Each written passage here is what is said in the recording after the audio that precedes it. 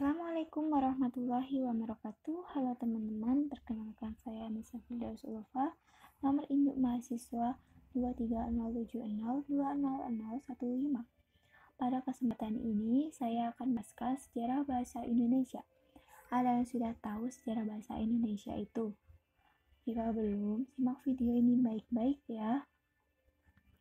Pada dasarnya, bahasa Indonesia berasal dari bahasa Melayu. Hal ini dapat dilihat dari Kerajaan Sriwijaya yang telah menggunakan bahasa Melayu sebagai bahasa penghubung antar suku di Indonesia dan sebagai bahasa antar perdagangan. Perkembangan bahasa Melayu juga dapat dilihat dari peninggalannya. Misalnya, tulisan yang terdapat pada batu nisan di Minyak-Tujuh, Aceh, prasasti kedudukan Bukit di Palembang, prasasti Tawang Tuo di Palembang, dan lain-lainnya. Lalu kenapa harus bahasa Melayu?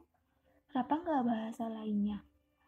Nah, ada 4 faktor yang menyebabkan bahasa Melayu diangkat menjadi bahasa Indonesia, yaitu 1. Bahasa Melayu merupakan lingua franca di lingkungan Indonesia, yakni bahasa perhubungan dan bahasa perdagangan.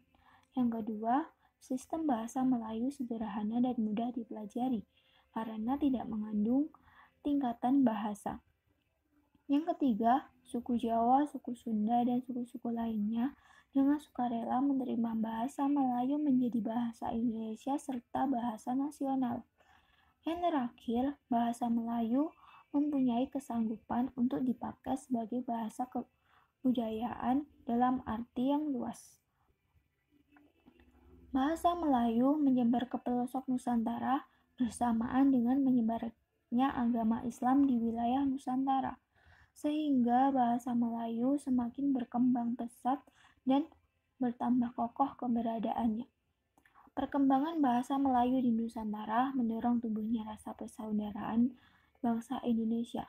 Oleh karena itu, para pemuda secara sadar mengangkat bahasa Melayu menjadi bahasa Indonesia dan bahasa persatuan bangsa Indonesia. Bahasa Indonesia lahir pada tanggal 28 Oktober 1928. Pada saat itu, para pemuda dari berbagai pelosok Nusantara berkumpul dan melakukan rapat yang menghasilkan ikrar yang sering disebut dengan Sumpah Pemuda.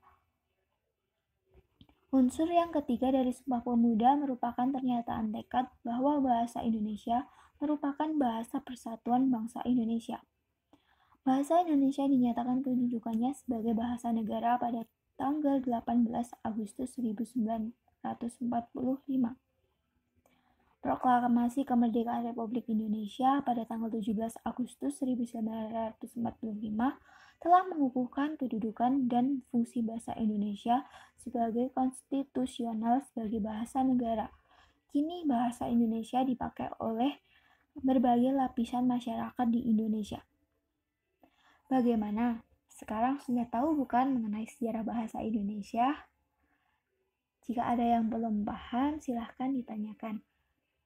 Sekian dari saya. Wassalamualaikum warahmatullahi wabarakatuh.